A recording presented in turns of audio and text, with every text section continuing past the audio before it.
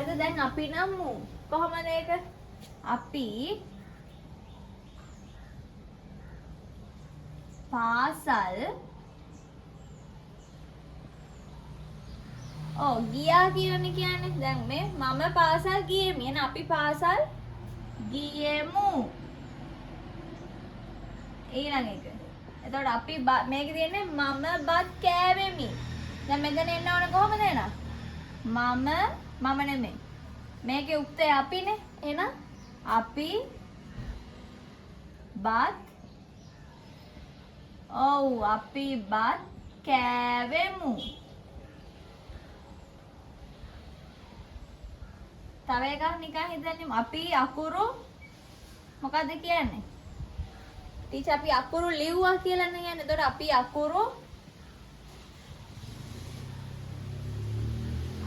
අකුරු ලිව්වෙමු. ඔන්න ඔය විදිහට. දැක්කද? මම නම් මී වලින් ඉවර කරා මේ.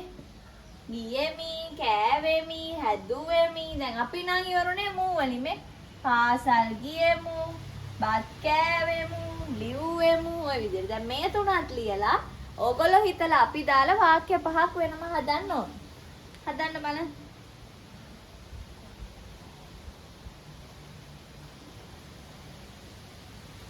වීඩියෝ එක ඔයගොල්ලෝ ස්ටොප් කරගෙන ඒ ටික හදන්න ළමයි. එහෙනම් මමයි අපි දැන් මම කියලා දුන්නා. ඊට පස්සේ ටිකක් දැන් මම කියලා දෙන්න යන්නේ. දැන් මම නම් මී හරි. අපි නම් මූත් හරි. ඊළඟට මම කියලා දෙන්න යන්නේ ස්ත්‍රීලිංග තියනවා නම් මොකද්ද එන්නේ කියලා. right? ස්ත්‍රීලිංග. ස්ත්‍රීලිංග ඒ කියන්නේ ගැහැණු අය.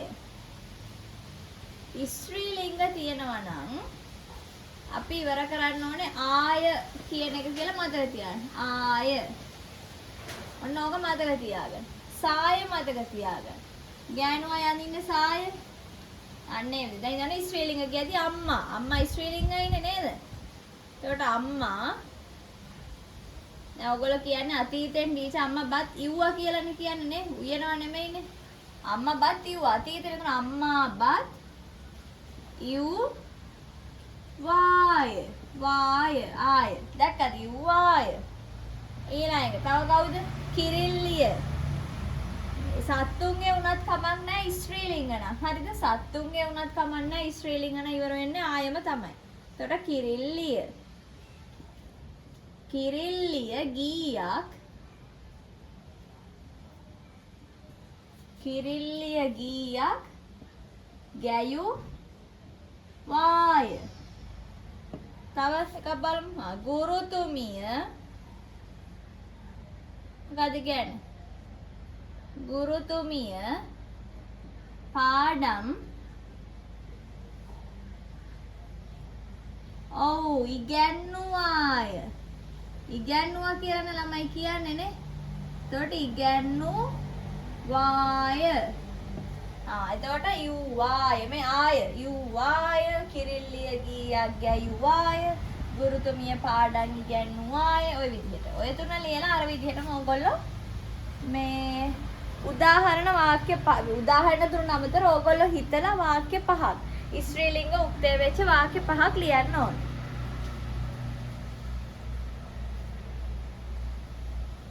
හරිද? දැන් ස්ත්‍රීලිංග හරි. දැන් මම කියලා දෙන්නන්නේ පුරුෂ ලිංග. පුරුෂ ලිංග නම් ඉවර වෙන්න ඕනේ. දැන් ස්ත්‍රීලිංග නම් ආය. පුරුෂ ලිංග නම් ඉවර වෙන්න ඕන ළමයි ඒය වලින්. ඒය. ඒක මතක තියාගන්න. ඒය. එතකොට අම්මා මේ තමයි තාත්තා කියන්නේ පුරුෂ ලිංගන්නේ පිරිමි කෙනෙක්නේ. තාත්තා මොකක්ද අපි කියන්නේ? වැඩට තාත්තා වැඩට ගියේය. ඒයනේ. එතකොට ගියේය. තාත්තා වැඩට ගියේය. ඊළඟ කුරුල්ලා දැන් මෙතන කිරිල්ලියනේ.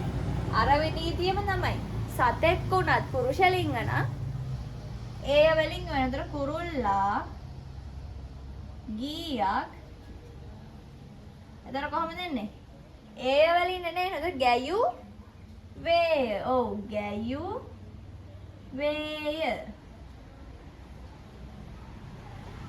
ආයි කවුද? ගුරුතුමා. මෙතන අපි ලිව්වේ ගුරුතුමිය කියලා. මෙතන අපි වනු ගුරුතුමා. ඒතර ගුරුතුමා පාඩම් මොකද කරේ? ගුරුතුමා පාඩම් ඉගැන්නු ඉගැන්නුවේ. ගුරුතුමා පාඩම් ඉගැන්නුවේය. දැක්කද? පුරුෂලිංග වලදී ඒය වලින් ඕන ගියේය, ගැයුවේය, ඉගැන්නුවේය, ඒය. මේකත් අර විදිහටම උදාහරණ තුන ලියලා ඔයගොල්ලෝ හිතලා වාක්‍ය පහක් හදන්න ඕනේ.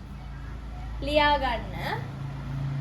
ස්ටොප් කරගෙන බලන්න ළමයි වීඩියෝ එක. නැත්නම් දිග වෙනවා ඔයාලට ටයිම් දුන්නොත්. ස්ටොප් කරලා මේ ටික ලියා ගන්න. එහෙනම් මේ ටික හරි ස්ත්‍රීලිංගත් හරි එහෙනම් පුරුෂලිංගත් හරි. දැන් මං කියලා දෙන්න යන්නේ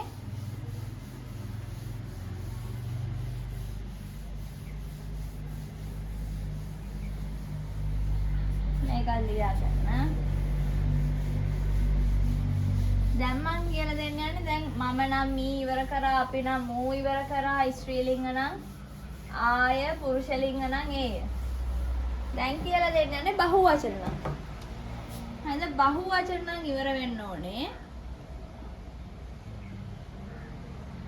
ඕය වලින්.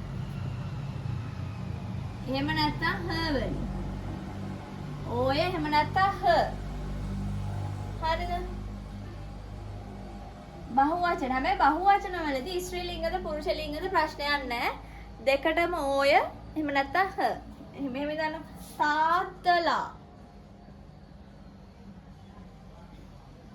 තාත්තලා වැඩට ගියෝය. ඕයනේ ගියෝය. එහෙම නැත්නම් ඔයාලා ලියන්න පුළුවන් ගියහ කියලාත්. හරිද? ගියෝය කියලා දාන්නත් පුළුවන්, ගියහ කියලා දාන්නත් පුළුවන්. දෙකෙන් කැමති එක. ඊළඟ එක. කුරුල්ලෝ. ගොඩන්නේ කුරුල්ලෝ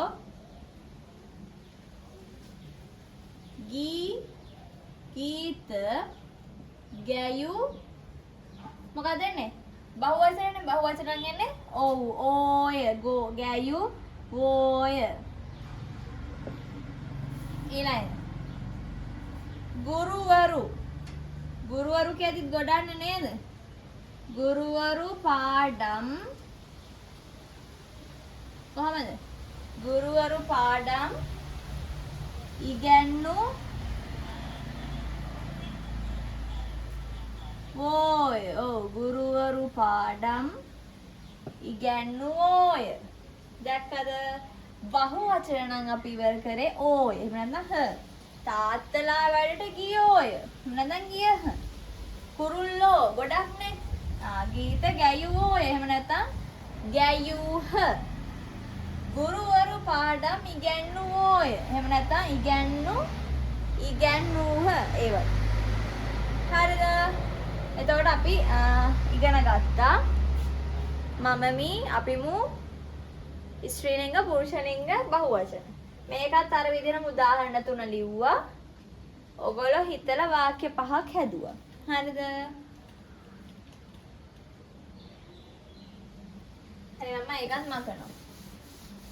දැන් ෆුල් සමරි එක. දැන් ඔයාලට මම කියලා දෙන්නන්නේ මේකේ මුළු සාරාංශෙම. අතීතේදී මම නම් ඉවර වුණේ මී වලින්. එතකොට හිතන්නකෝ ගියේ මී. දැක්කද? අපි නම් ඉවර වුණේ මූ වලින්.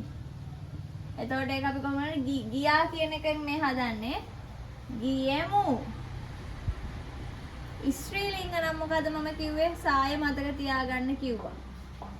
ස්ත්‍රීලිංග නම් ආය. ඒ කියන්නේ ගියාය. හරිද? ඊළඟට පුරුෂලිංග. පුරුෂ ලිංග නම් ඉවර වෙන්නේ ඒ වලින්. එතකොට ගී යේය. දැක්කද? ස්ත්‍රී ලිංග නම් ආය ගියාය. පුරුෂ ලිංග නම් ඒ වෙන්නේ ගී යේය. ඊළඟ බහුවචන.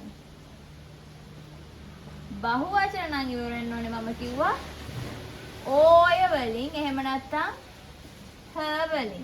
එහෙම කොහොමද ඒක එහෙනම් ලියන්නේ? ගී යෝය. එහෙම නැත්නම් ගිය හ. දැක්කද?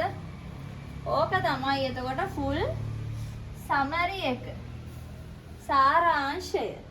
හොඳට මතක තියාගන්න. මේක තමයි එතකොට සාරාංශය. මී මූ ආය ඒ ඕය හ. ගියමි ගියමු ගියාය ගියේය ගියෝය ගියහ. right?